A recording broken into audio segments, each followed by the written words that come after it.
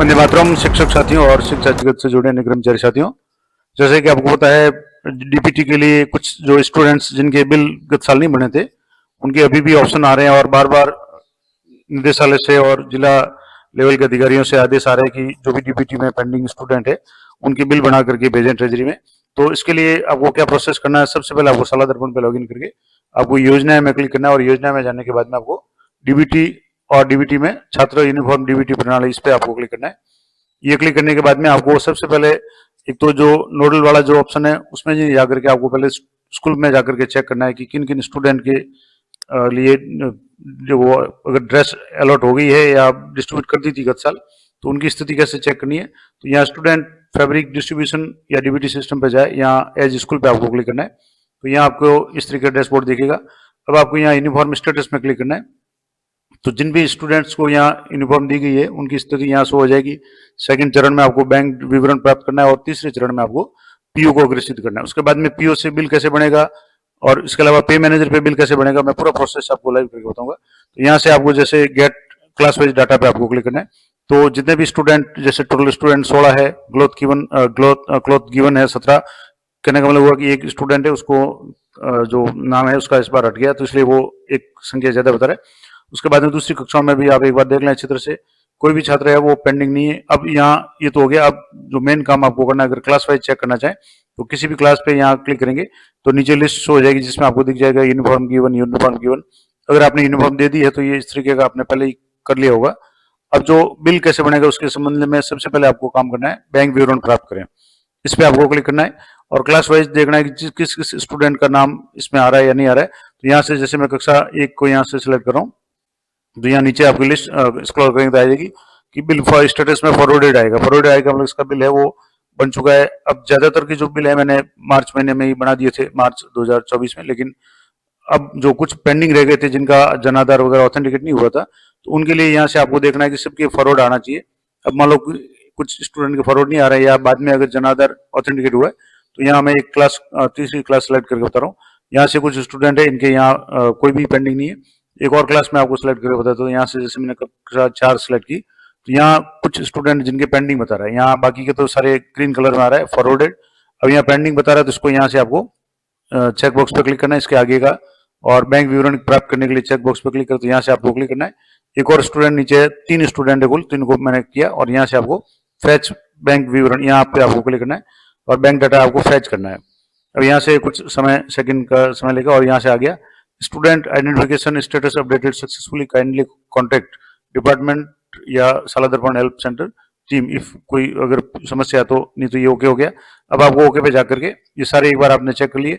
अब आप वापिस इसमें तीसरा जो स्टेप है कि फॉरवर्ड टू पीओ, यानी पीओ को फॉरवर्ड करना है। तो यहाँ तीसरे चरण में जाकर के आपको जितने भी ये यहाँ से आपको गेट क्लास वाइज डाटा आपको क्लिक करना है।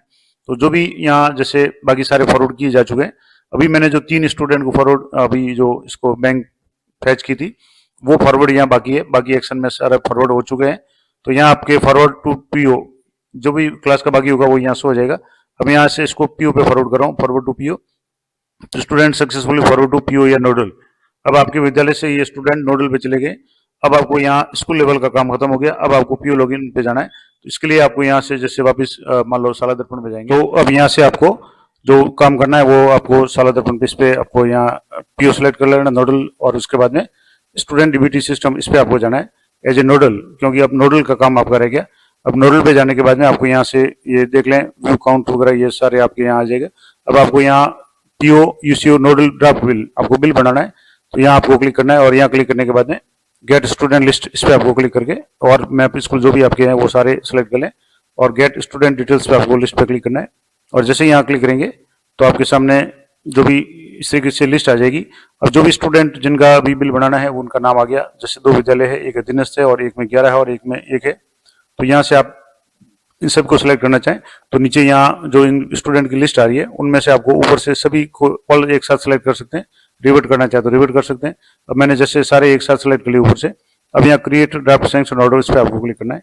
तो जैसे ये सैंक्शन ऑर्डर क्रिएट हो जाता है, आपको यहाँ एक बार चेक कर लें सारे स्टूडेंट आ गए। अब इसमें क्रिएट ऑर्डर पे क्लिक करेंगे तो आपका जो भी बिल है वो यहाँ ड्राफ्ट है वो क्रिएट हो जाएगा। अब ये नोडल जो लॉगिन है या उस पर जाकर के ये आ गया successfully sanction order created successfully, आप इसको क्लोज कर लें। अब इसके बाद का जो अगला स्टेप है वो आपको मैं बताता हूँ कि यहाँ से जैसे ये मैंने क्लोज कर लिया।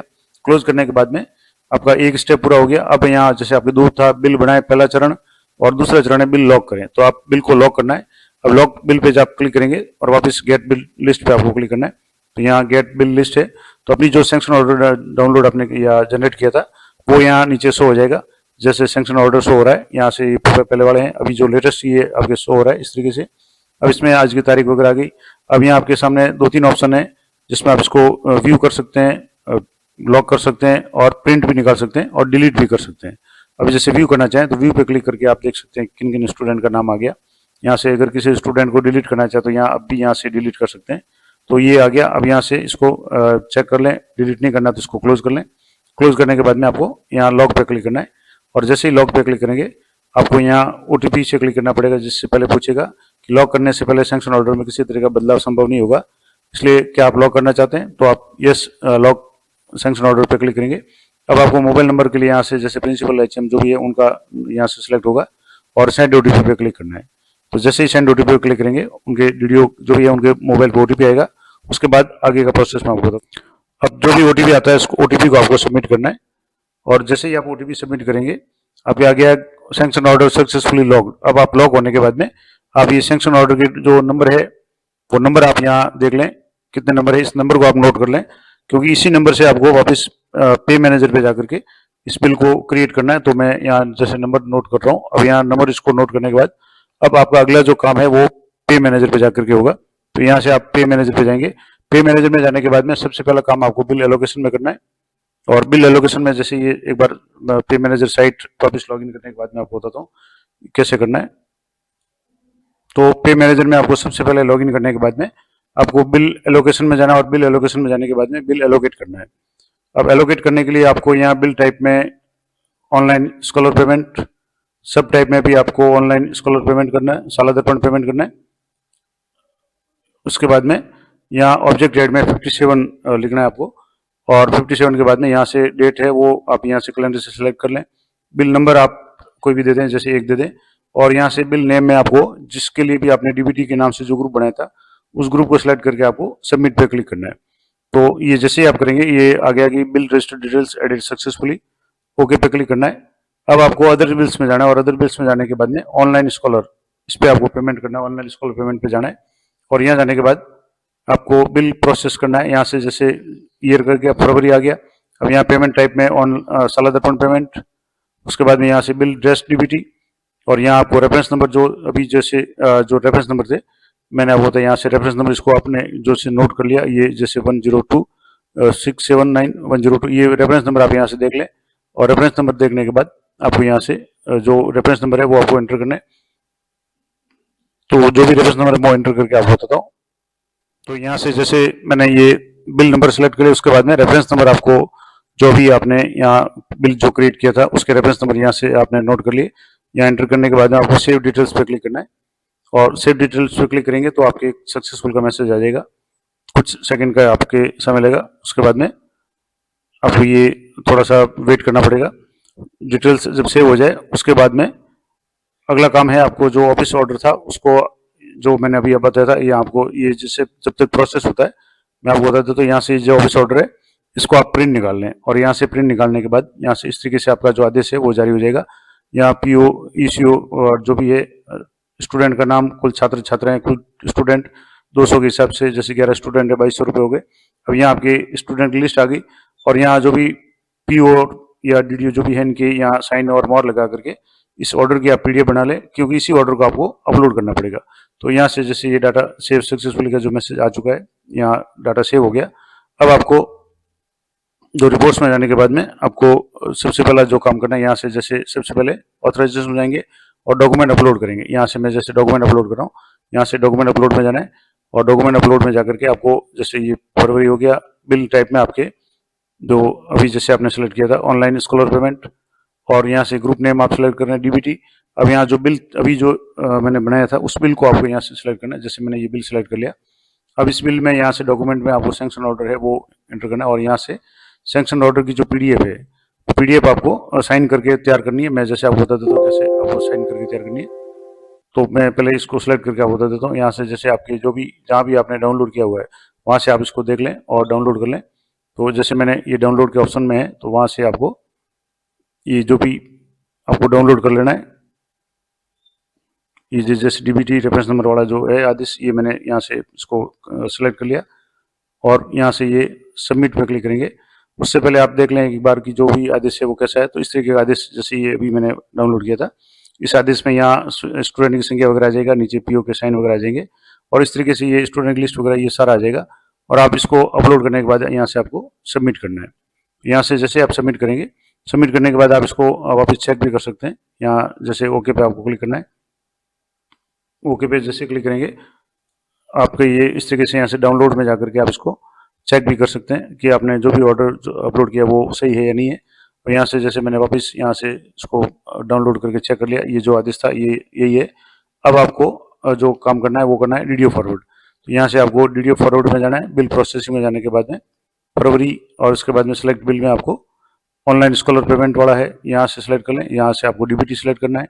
उसके बाद में जो भी बिल आपके अभी जो बनाया था, अभी जैसे ये बिल था मैंने ये इसको यहाँ से फॉरवर्ड करना हो तो यहाँ अमाउंट वगैरह आ गया। दूसरा जो बिल है अभी अधूरा है तो इसमें अमाउंट नहीं आ रहा है, तो यहाँ जरूर चेक कर लें कि अमाउंट वगैरह ये सारा शो होना चाहिए।